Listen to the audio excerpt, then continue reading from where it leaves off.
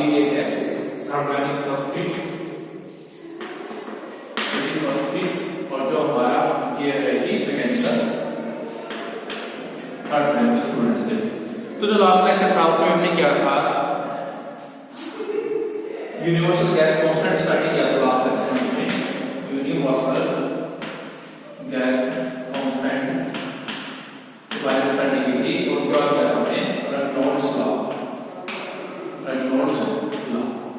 तो जो Reynolds law की हमने बात की थी कि the specific of any substance do not change with temperature and pressure. ठीक है, तो रेनॉल्ड्स क्या कहता है कि जो हमारी स्पेसिफिक हीट होती है वो किसी भी सब्सटेंस की टेंपरेचर और प्रेशर के साथ चेंज नहीं होती है। बट हमने क्या एक चीज और भी बताई थी मैंने, जो स्पेसिफिक हीट होती है वो जनरल यूज में हमारी चेंज होती है, किसके साथ, टेंपरेचर एंड प्रेशर के साथ हमारी क्या करती है, चेंज करती है।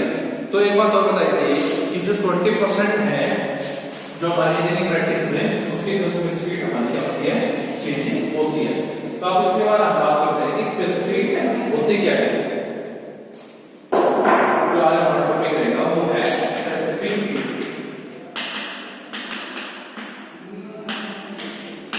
देखो स्पेसिफिक हीट क्या रहेगी कि the amount of heat, the amount of heat, the amount of heat required to raise the temperature of a unit mass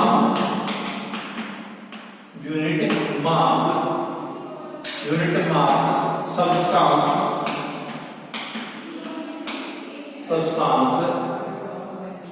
unit mass substance through 1 degree,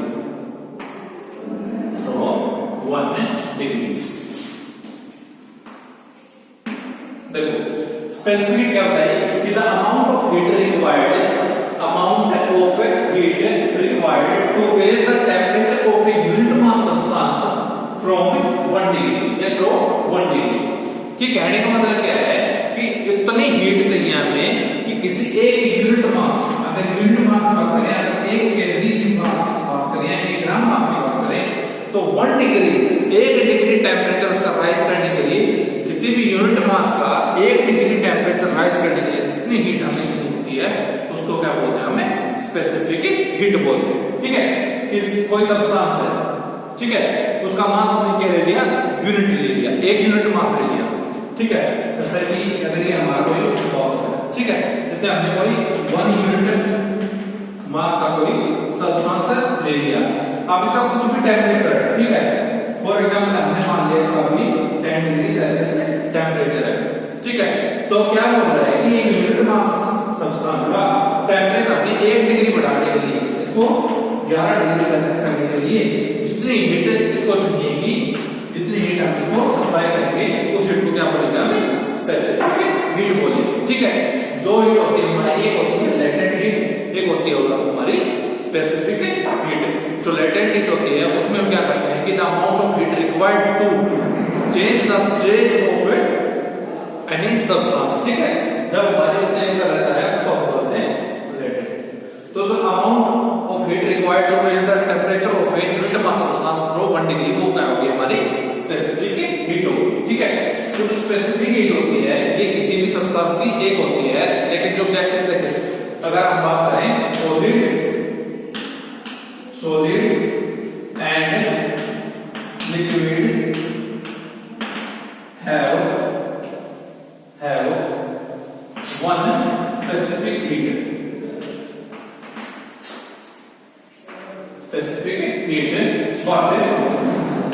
but the gases have two specific heats.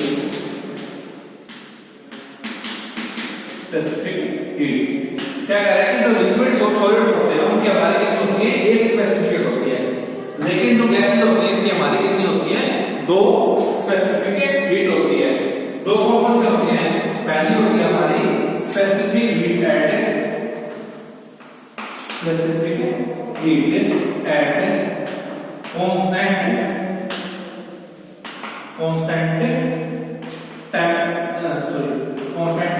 Pressure. एक तो क्या हमारी specific heat at a constant pressure, जिसको हम कैसे denote करते हैं, Cp से डिनोट करते हैं। दूसरी होती है हमारी स्पेसिफिक हीट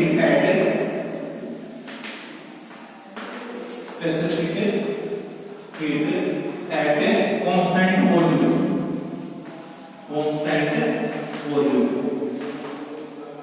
दूसरी हमारी कौन सी होती है, specific heat at a constant volume. तो इसको हम किससे डिनोट करते हैं, Cp से डिनोट करते हैं। देखो कांस्टेंट वॉल्यूम और कांस्टेंट प्रेशर का कैसे होता है कि जब हीटर हमारी सप्लाई करते हैं उस टाइम पे हमारा जो वॉल्यूम है इस केस में वो हमारी क्या रहेगी, फिक्स रहेगी, कांस्टेंट रहेगी। और इस केस में हमारा क्या है, जो प्रेशर हमारा वो क्या रहेगा, कांस्टेंट रहेगा। ठीक है, तो ये हो गई डेफिनेशन इसकी स्पेसिफिक हीट की। The amount of heat required to raise the temperature of a unit mass substance from 1 degree, उसका हम क्या बोलेंगे, स्पेसिफिक हीट। तो एक चीज होता है कि लिक्विड और सॉलिड्स है उनकी कितनी स्पेसिफिक हीट होती है हमारी, एक होती है, लेकिन जो गैसेस होती है उसकी हमारी कितनी स्पेसिफिक हीट होती है, दो होती है। एक होती है हमारी specific heat at constant pressure और दूसरी होती है हमारी specific heat at constant volume. ठीक है, इसके बाद अगर बात करेंगे डिटेल में कि specific heat at constant pressure and specific heat at constant volume.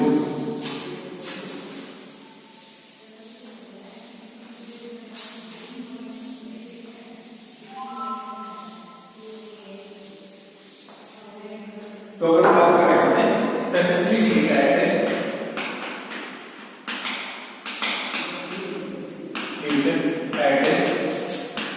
Constant, specific heat at a constant pressure,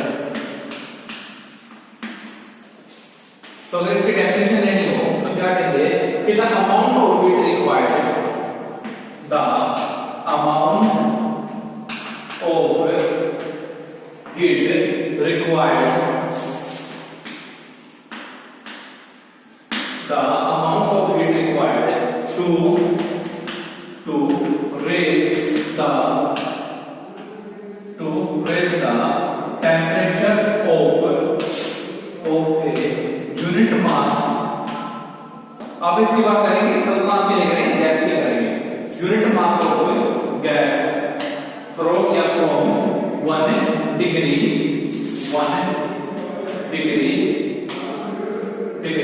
eight constant pressure. ठीक है, क्या क्या डेफिनेशन दी कि the amount of heat required to raise the temperature of unit mass gas. उसमें हम substance की बात करें थे स्पेसिफिक हीट में, क्योंकि सब्सटेंस हमारा लिक्विड भी हो सकता है, सॉलिड हो सकता है, लेकिन जो स्पेसिफिक हीट होती है वो कांस्टेंट प्रेशर पे वो किसकी होती है, हमारी गैस की होती है। गैस की तो स्पेसिफिक हीट होती है ना। तो इसके बाद करें हम गैस की, इधर amount of heat required to raise the temperature of a unit mass gas from 1 degree at a constant pressure. तो उसको हम क्या बोलेंगे, specific heat at a constant pressure. आगे क्या बोलेंगे, it is denoted by Cp। इसको हम किससे डिनोट करते हैं, Cp से डिनोट करते हैं। ठीक है, इसको हम किससे डिनोट करेंगे, Cp से डिनोट करते हैं। तो ये तो होगी इसकी डेफिनेशन की बात, इसकी specific heat at a constant pressure की। तो हमने मान लिया कि मास है किसी भी गैस का, वो मान लिया हमने m। ठीक है, इलेक्ट्रिक मास ऑफ गैस मान लिया हमने m केजी या m ग्राम। ठीक है, यूनिट मास, तो m केजी मान लिया। अब टेंपरेचर हमने क्या लेना है, अब हमने टेंपरेचर क्या लेना है, टेंपरेचर। ठीक है, इनिशियल टेंपरेचर ले लिया हमने, मान लिया late T1 is the initial temperature, initial temperature, और T2 is the final temperature। कहने का मतलब क्या है कि हमें क्या करना है, जो T टेम्परेचर था उससे हमें T2 टेम्परेचर में हमें क्या करना है, उसको राइज करना है। ठीक है, जो हमारा स्टार्टिंग का टेम्परेचर था कुछ भी था T1 इस टेम्परेचर से हमें T2 टेम्परेचर से तक बढ़ाना है, ठीक है। तो अगर हमें बात करें कि कितनी हमारी जो हीट लगेगी, तो हीट रिक्वायर्ड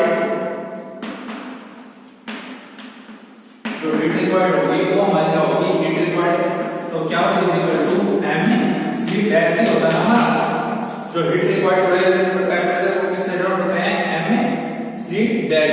सी हमारी क्या होती है, स्पेसिफिक हीट होती है। लेकिन अगर बात करें स्पेसिफिक हीट है कांस्टेंट है प्रेशर की, तो यहां पे हमने mc की जगह क्या लिखेंगे, cp लिख दिया हमने, और T2 हमारा फाइनल टेम्परेचर और T1 हमारा इनिशियल टेम्परेचर। ये हो गया amount of heat required to raise the temperature of a unit mass gas from 1 degree at constant pressure. तो उसका जो इक्वेशन आ गया हमारी वो क्या है कि क्या वो equal to mCp T2 - T1, और जो यूनिट होगी वो होगी जूल पर केजी केल्विन, जूल पर KG kelvin.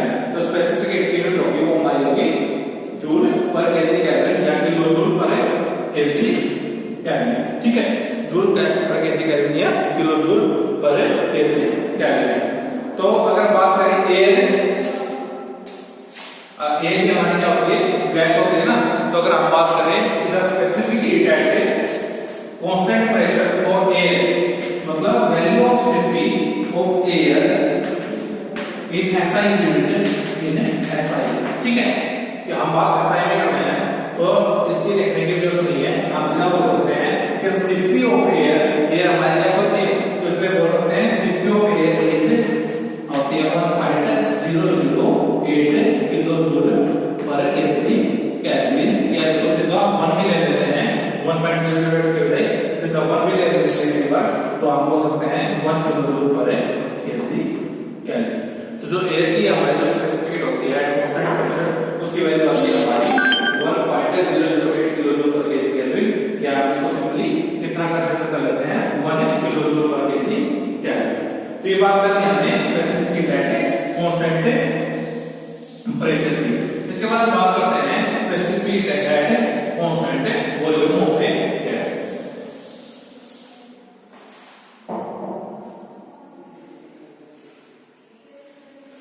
Specific heat at constant volume,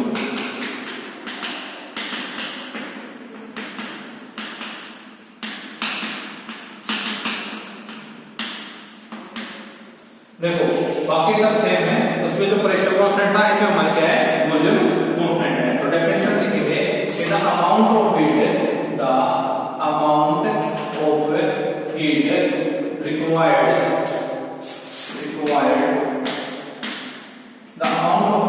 required to raise the temperature of a unit mass gas from या through 1 degree at constant volume, ठीक है। उसको हम क्या बोलते हैं, specific at constant volume, and it is denoted by जो हमारी क्या थी Cp, हम किससे डिनोट करते हैं, Cv से डिनोट करते हैं। उसके बाद आप सेम कंडीशन कि late m is the mass of gas and T1 is the initial temperature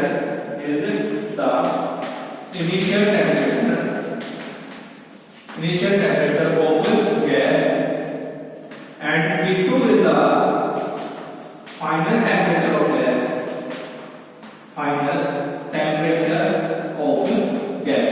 ठीक है। हमने क्या क्या चीज मान ली कि m is the mass of gas मान लिया, T1 हमने क्या मान लिया, जो हमारा इनिशियल टेम्परेचर था उसको हमने क्या मान लिया, T1 मान लिया, T2 हमने क्या मान लिया, जो हमारा फाइनल टेम्परेचर हो गया उसको हमने क्या मान लिया, T2 मान लिया। अगर बात करें यहाँ पे इसकी अमाउंट ऑफ हीट रिक्वायर्ड, तो अमाउंट ऑफ हीट रिक्वायर्ड के लिए डायरेक्शन टू mc dt। तो m में अगर हम बात करें एट कांस्टेंट वॉल्यूम की, तो कांस्टेंट वॉल्यूम की बात करेंगे तो mcv, तो del T is not T2 minus T1, final temperature minus initial temperature। जो इसकी यूनिट आएगी वो आएगी जूल पर केजी केल्विन या फिर किलो जूल पर केजी केल्विन, ठीक है। तो ये अमाउंट ऑफ हीट रिक्वायर्ड क्या है हमारा, क्या equal to mCv dash T, या फिर हो सकता है T2 माइनस T1, T2 हमारा क्या फाइनल टेंपरेचर और T1 क्या हमारा जो इनिशियल टेंपरेचर। ठीक है, अगर बात करें हम गैस एयर की, तो एयर हमारी गैस होती है, एयर की बात करें तो जो वैल्यू होती है एयर की सीवी की वो होती है हमारी 0.72 किलो जूल पर केजी केल्विन, 72 किलो जूल पर केजी केल्विन। तो ये वैल्यू हो गया हमारी इसकी सीवी एयर की वैल्यू आ गई। इसके बाद एक टर्म आती है हमारी molar heat ratio, molar heat ratio.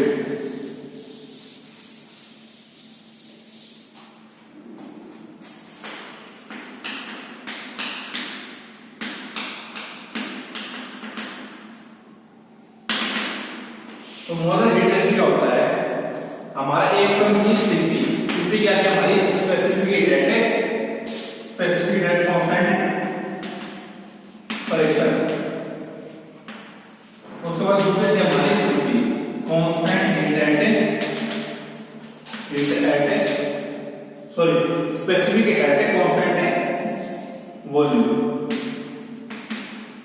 वो हमारी क्या थी सीपी। तो हम क्या बात करें कि द रेशियो ऑफ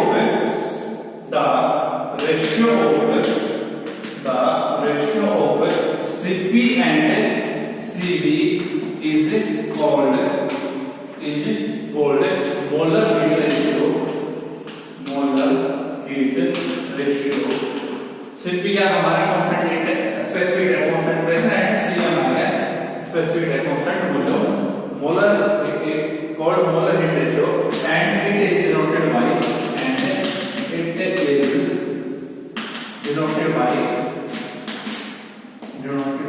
गामा। ठीक है, इसको हम किसे डिनोट करते हैं, गामा से डिनोट करते हैं। तो मैथमेटिकली इसको लिखेंगे तो गामा हमारा हो जाएगा Cp/C। ठीक है, तो गामा हो जाएगा हमारा Cp/C। अगर हम बात करें एयर के केस में, अगर हम बात करें एयर के केस में तो the value of Cp of air हमारी कितनी थी 1.008 किलो जूल पर केजी केल्विन थी, और जो वैल्यू ऑफ Cv हमारी एयर की थी वो थी 0.72। वैल्यू ऑफ Cv थी हमारी एयर की वो थी 0.72 किलो जूल पर केजी केल्विन। ठीक है, तो value of Cv of air हमारी क्या थी 0.72 किलो जूल पर केजी केल्विन। अगर बात करें हम मोलर हीट रेशियो की, तो मोलर हीट रेशियो को गामा से डिनोट करते हैं, तो क्या होता है Cp/Cv। तो Cp हमारे क्या था 1.008 किलो जूल पर केजी केल्विन, और Cv हमारे क्या था 0.72 किलो जूल पर केजी केल्विन। तो अगर हमारे दोनों के यूनिट सेम है तो जो यूनिट है वो हमें कैंसिल आउट हो जाएंगे, मतलब जो मोलर हीट रेशियो होगा वो हमारा क्या होगा यूनिट लेस होगा। तो एक लाइन ओवरहेड क्या कर सकते हैं कि it is a unit less quantity. जो मोलर हीट रेशियो हमारा क्या है यूनिट लेस क्वांटिटी है, तो हम अगर 1.008 को 0.72 से डिवाइड करते हैं तो जो हमारी वैल्यू आएगी वो आएगी 1.4।